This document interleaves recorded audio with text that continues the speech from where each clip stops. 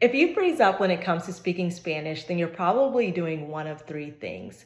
And in this video, I'm going to share what those three things are. The first thing is you're probably getting stuck translating in your head. And this is because it's a time thing. What happens is when you translate in your head, you're doing two things.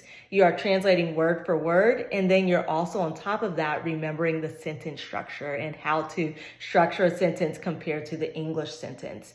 And so this really does take up a lot of time. And so your brain, in the moments of quick speaking back and forth, your brain doesn't have time to process and do all of that. So that's a huge one for a lot of people. Number two is you haven't built speaking reps. So by a speaking rep, I'd like you to think of reps in the gym. When someone goes to the gym, lifting weights, what they're doing is they are building reps so that they can go up in weights, right? And so we practice weightlifting so that we can get better and better. Same thing with speaking. Our brains want to get in a cycle or in a memory mode of, oh, I'm used to this, right? And so I can do this in real world situations. And so that's the goal. So we recommend even starting with 15 seconds of just speaking in Spanish, or 30, and keep going up and up as you become more and more comfortable and confident with speaking. The third thing that you're probably missing here is you're afraid to make mistakes. When we're afraid to make mistakes, that really is our mental block that keeps us from even recalling grammar rules that we know, recalling vocabulary that we know. So everything is kind of stuck behind that mental block of, oh my gosh, I don't want to make a mistake.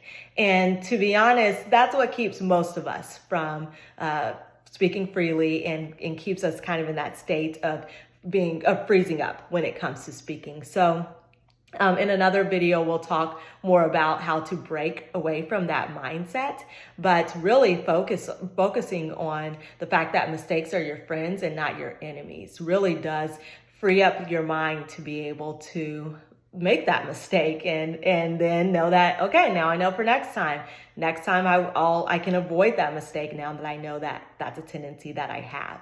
And so I know we like to be perfect, but we can't be perfect at everything, especially when it comes to something totally new like a language. So anyways, those are your three tips for how to stop freezing when it comes to speaking Spanish. And go ahead and subscribe, and we will continue to share more tips to improve your Spanish study, as well as get you speaking Spanish confidently and freely.